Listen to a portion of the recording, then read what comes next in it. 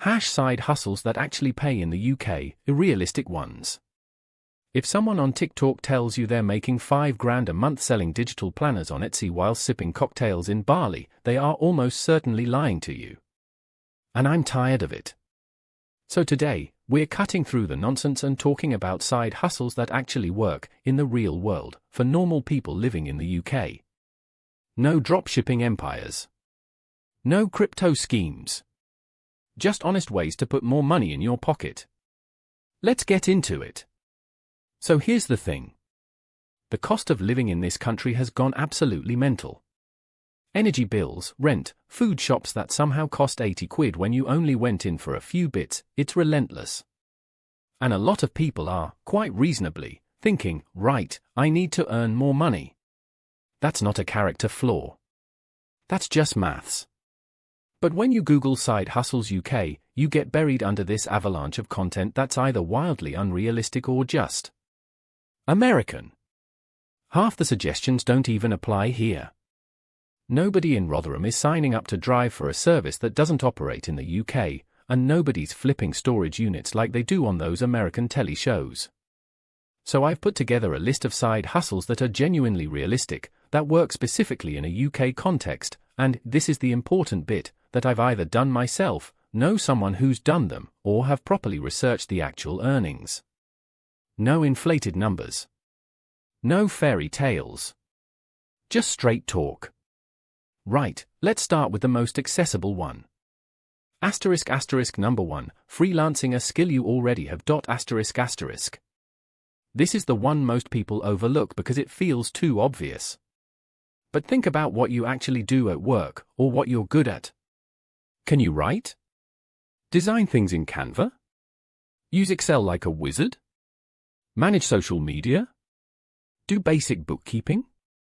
Platforms like Fiverr, Upwork, and People Per Hour are full of UK-based clients who need exactly those skills. And you don't need a fancy website or a limited company to get started. You can literally sign up tonight and have your first gig within a week or two. Now, realistically, what can you earn? If you're doing something like copywriting, social media management, or virtual assistant work, you're looking at anywhere from 12 to 30 quid an hour depending on your experience. That's not going to make you a millionaire, but 10 hours a week at 20 quid an hour? That's an extra £800 a month, before tax. Which is genuinely life-changing money for a lot of people. And yes, I said before tax. We'll come back to that. Don't worry, I haven't forgotten. Number 2, tutoring. This one is massive in the UK right now. Absolutely massive. Parents are spending money on tutoring like never before, especially around 11+ exams, GCSEs, and A-levels. If you've got a decent grade in maths, English, or a science subject, you can tutor. You don't need a teaching qualification. You don't need a DBS check to tutor privately, although getting one does help build trust, and you can apply for a basic disclosure yourself through the DBS website for about 18 quid. Platforms like MyTutor, Tutorful, and Superprof connect you with students. Or you can go old school, put a card up in your local library, post on local Facebook groups. In-person tutoring tends to pay more, especially in London and the South East, where parents will happily pay £35 to £50 an hour. Online, you're looking at 20 to 35. Even 2 evenings a week, a couple of sessions each evening, you could easily bring in £300 to £500 a month. And honestly, it's one of the most rewarding side hustles out there too. You're actually helping someone. Number 3, delivery driving and courier work. Now, I know what you're thinking. That's not exactly glamorous, is it? No. It's not. But it pays, it's flexible, and you can start almost immediately. Amazon Flex is the big one. You use your own car, you pick up parcels from a delivery station, and you deliver them. Blocks typically pay between £13 and £16 an hour, sometimes more during peak times like Christmas or Prime Day. You choose your own shifts through the app, so it genuinely is flexible. Then there's Deliveroo, Uber Eats, and Just Eat. If you've got a bike or a car, you can sign up. Earnings vary a lot depending on your area and when you work. Friday and Saturday evenings in a busy city? You could clear 15 to 20 quid an hour. Tuesday afternoon in a small town? Maybe not so much. The key thing here, remember you're self-employed, so you need to factor in fuel, vehicle wear and tear, and insurance. If you're using your car for delivery work, you need to tell your insurer. If you don't and something happens, they can void your policy entirely. Don't skip that step. Number 4, selling things. But smartly. I'm not talking about setting up some elaborate e-commerce business. I'm talking about two things. First, selling stuff you already own. I know this sounds basic, but most people are sitting on hundreds, sometimes thousands of pounds worth of stuff they don't use. Old phones, clothes, furniture, kids' toys they've grown out of. eBay, Vint, and Facebook Marketplace are your friends here. Vint especially has exploded in the UK. It's free to list, and if you've got decent clothes you don't wear anymore, they sell surprisingly fast. Second, and this is where it gets more interesting, is flipping. Buying things cheaply and selling them for more. Car boot sales, charity shops, Facebook Marketplace, you'd be amazed what people give away or sell for next to nothing. I know someone who buys second-hand IKEA furniture, gives it a light clean, and resells it on Marketplace for double what she paid. She makes about 400 quid a month doing it on weekends. The trick is picking a niche. Learn what sells. Vintage clothes. Certain brands of trainers. Old video games. Lego is genuinely like gold dust on the resale market. Once you know your niche, you develop an eye for it, and it stops being random and starts being a proper little earner. Number 5, mystery shopping and market research. This one won't make you rich. Let me be upfront about that. But it's easy, it fits around anything, and it's basically free money for giving your opinion. Companies like Prolific, user testing, and Respondent pay you to test websites, answer surveys, or join focus groups.